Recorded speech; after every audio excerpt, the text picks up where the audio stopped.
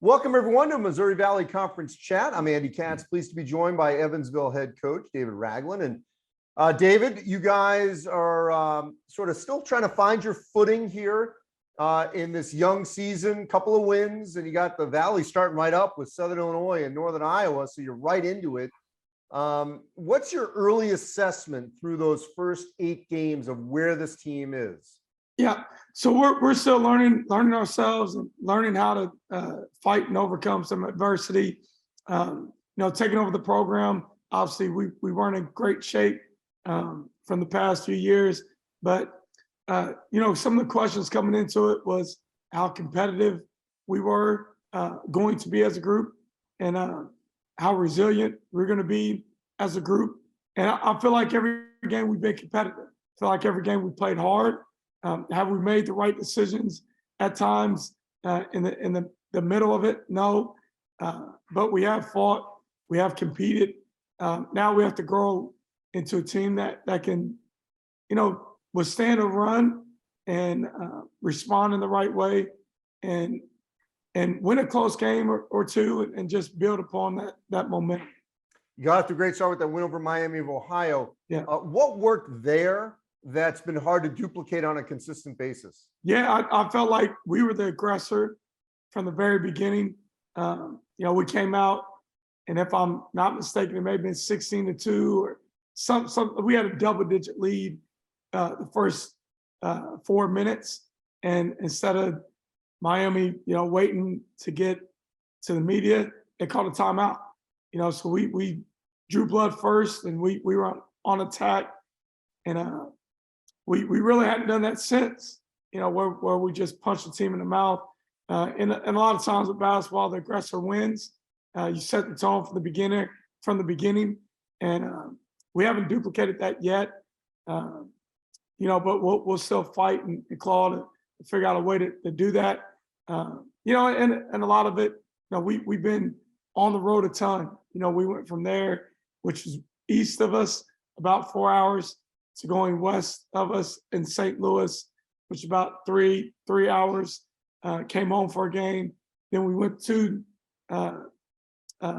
SMU to Central Florida and just finished a tournament in Savannah, 3 games. So we've been on the move, but we won't have any excuses.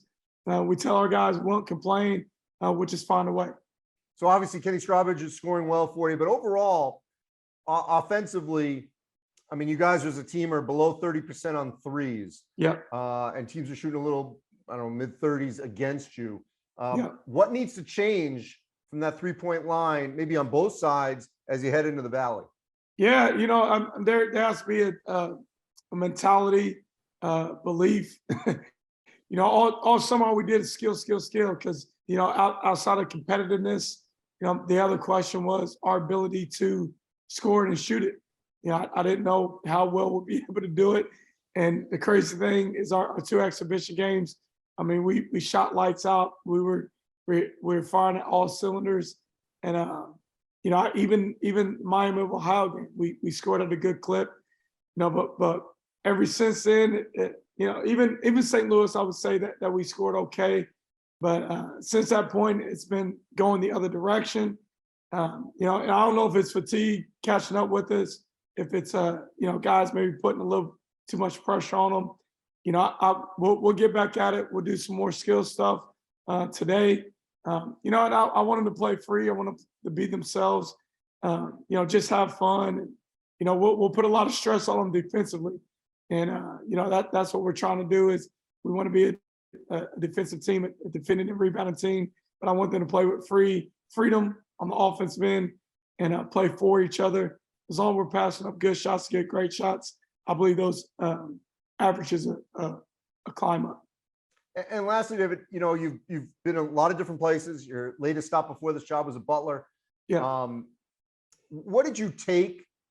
Maybe mostly, I know you've been a lot of spots that you think has helped you become a head coach here with this stint that you're beginning here at Evansville. Yeah, Butler was, it was big about staying the course, staying prepared. Luckily I was involved in every scout. LaValle gave me a lot of responsibility. with the offense and just with other areas of the program. And with that, I prepared for every single game, so it's no different sitting in the seat.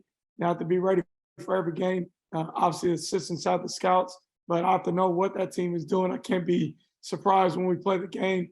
But the entire journey has been a really good one. Been really good coaches, really good mentors, really good teams. And all you do every single day throughout your journey is learn more about yourself, learn more about the people that you're doing it with, and how to face adversity, how to overcome obstacles, turn them into opportunities. And that's what this journey of 18, 19 years has been for me. And it goes back to the people.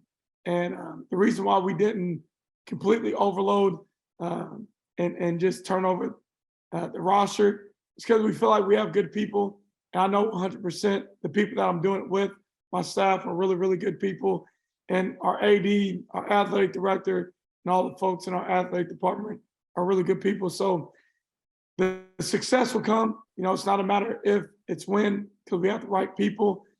It's just about building the right habits to make it a consistent thing instead of a once every 4-game thing. Well, look, you obviously are coaching tail off because you've lost your voice, 8 games in. David, I appreciate it. Good luck this week in your first couple of games in the Valley. I appreciate it. Thanks for having me on.